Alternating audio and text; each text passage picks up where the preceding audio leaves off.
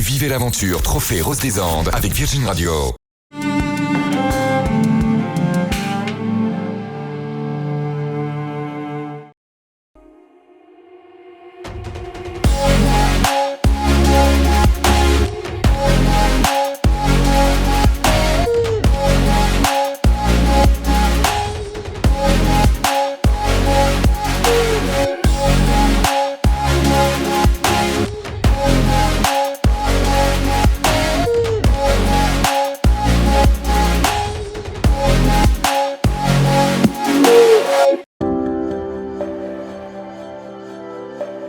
On a préparé l'eau, on a l'essence, on a gonflé les pneus.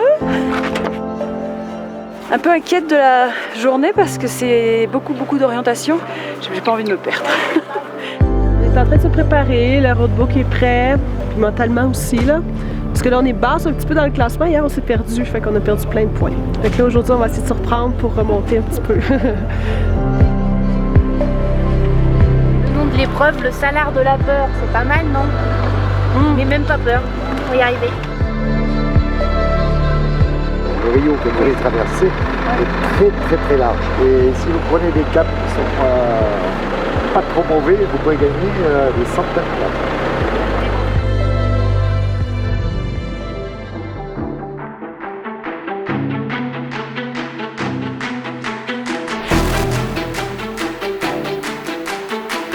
Allez, c'est parti pour une toute nouvelle étape.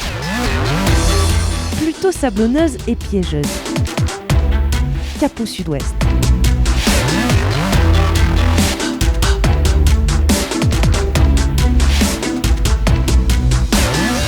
Nous sommes au PK 94.4 et elles vont devoir parcourir 323,5 km pour atteindre Souscas, dernier village avant la frontière chilienne, au cœur de la Cordillère des Andes.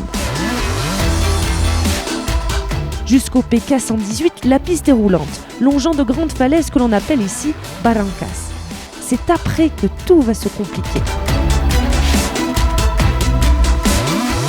Il faut descendre la pression des pneus, se mettre en courte et puis jongler entre la deuxième et la troisième. Sans s'arrêter. Et ne pas freiner. Et ne pas freiner. Attention au freinage. Et c'est parti pour 20 km de hors-piste dans cet immense rio sablonneux perché à 3500 mètres d'altitude, un cocktail qui oblige les pilotes à rester extrêmement vigilantes. Mais malgré tous leurs efforts, certaines se font piéger. On avait deux possibilités, soit on contournait la dune, soit on la prenait, parce que notre cap était derrière la dune et on a hésité, on s'est dit que ça valait le coup d'essayer. Il faut prendre des risques, mesurer, mais il faut prendre des risques, ouais. Sinon c'est pas la peine de venir. Hein. On reste dans le canapé, on regarde la télé.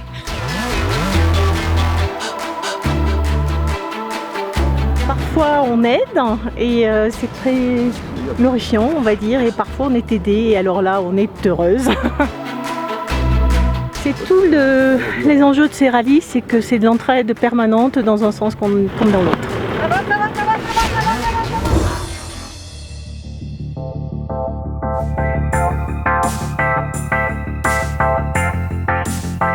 Sur cette seconde partie d'étape, c'est au tour des copilotes d'être mises à l'épreuve 130 km autour du Salar Salinas Grande.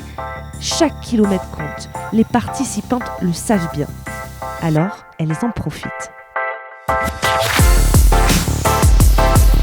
425 c'est par là. Oui, donc à mon avis on est à 200. Il faut directement viser le 140 au moins. Tout se joue en fait dans la précision au cap. Un cap avec un pourcentage de plus 2%.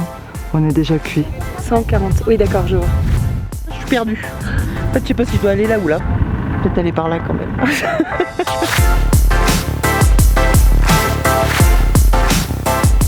Allez, il leur reste encore quelques efforts à fournir avant d'atteindre enfin le bivouac de Souscas sous un soleil couchant.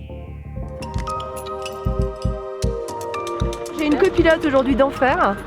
On a fait un 3 km 08 au-dessus du roadbook contre 20 hier. On a un tout petit peu jardiné mais vraiment pas grand chose. Et surtout on a pris beaucoup de plaisir. Très belle journée. Ouais.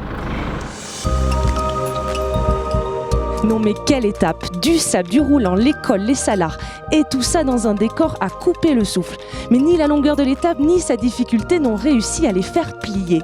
À croire qu'il leur en reste encore un petit peu sous la pédale. Et c'est tant mieux, car demain, nouvelle étape, nouvelle destination, San Antonio de los Cobres. Alors si vous voulez continuer à en prendre plein les yeux, eh bien continuez à nous suivre. À demain.